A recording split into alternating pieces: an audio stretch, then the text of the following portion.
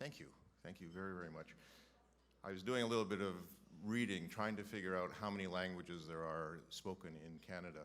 And if you start with, and it's most important that we start with our First Nations, and you add all the different ethnicities that have come to this country over history, it's well over 100. Ik kan Hollands praten, klein beetje. I speak a little bit of Dutch. My English is okay. And that's where I stop. This chair, however, speaks to everyone in every dialect, in every language. And it's a message of unity. It sounds crazy at first, but when you start to think a little bit about why we do what we do, it's a director's chair for a reason. A director, he or she decides what shows up on the movie screen. We want you to think of your life as the biggest screen of all. And when we talk about one life, there's an aspirational quality. There is also a responsibility that goes with that, because we have one planet. We need to take care of it. It's our responsibility. It's not someone else's responsibility. It's not another country's responsibility. It's ours. The most important thing, particularly for this audience, is that we talk a lot about this notion of one people. It's language that's bandied about. You hear this every speech, every politician. It's the right thing to say, but to actually mean it, to actually try to prove it. This is the one room, the people in this room, this is the one place where the voice is strong enough. Each of us has our own language, each of us has our own medium, each of us uses the tools that we have and the language skills that we have to communicate that message of unity. I actually think if you stop for a moment and realize that this is the one moment every year when all of us come together, if we were able to continue that, and in our own language and in our own way, actually we're much more united in our purpose, I think that voice of unity, collective, would be something that would be that much stronger than what we are each doing on an individual basis. I want to thank not just Cema as an organization, but more importantly, Madeline and Pauline. When I went to Pauline first, and I know her very well from my Yihong days, and I said, this is what I'm going to do. I quit my job, and I'm now going to take this chair across the world, and I'm going to try to promote this message of unity. And she knew me well enough that I wasn't completely crazy, but there was certainly a hint of it there. She introduced me to Madeline, and Pauline and Madeline have been staunch supporters from day one.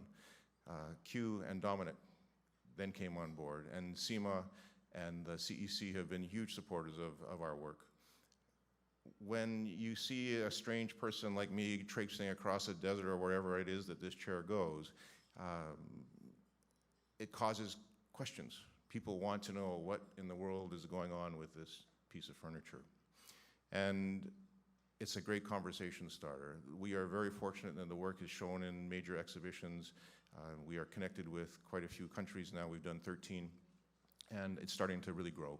And what I hope you take from the message of this chair and what we are trying to do, this notion of one people, one planet, and one life, understand that it is as much about the celebration of what Canada has to offer to the world, but it is also about the responsibility that we have to ensure that the rest of the world's population enjoys the same freedoms and rights that we do.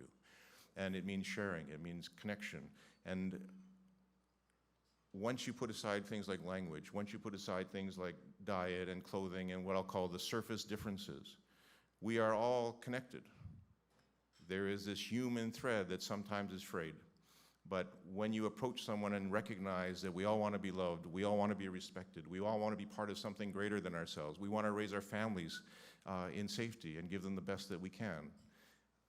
When you realize how similar we actually are at the heart level, at the deepest level, that creates a whole different platform in which you have a conversation with anyone.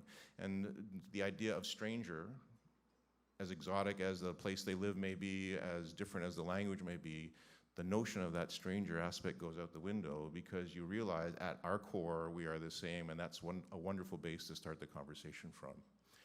I do want to also thank my family. I have 4 wonderful kids. One of them's in France.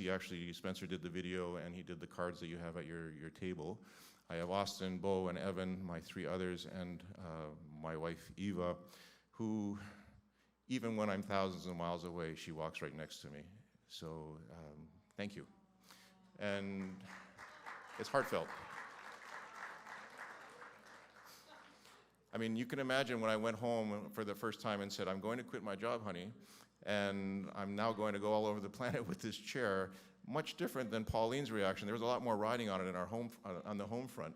But she's been there amazing with the kids, and I've been very smart because I've taken all of them. They all play a certain role, and they've been to various places with me on shoots and so forth, because they are also feeling the connection now. They're recognizing that as much as I may only speak 1 1/10 of a language, because this chair speaks as many languages as it does, there's a responsibility that we have as well. So I embrace everything that Cema stands for. I thank you very, very much for honoring us in this way, and I hope we can live up to that responsibility as well. Thank you.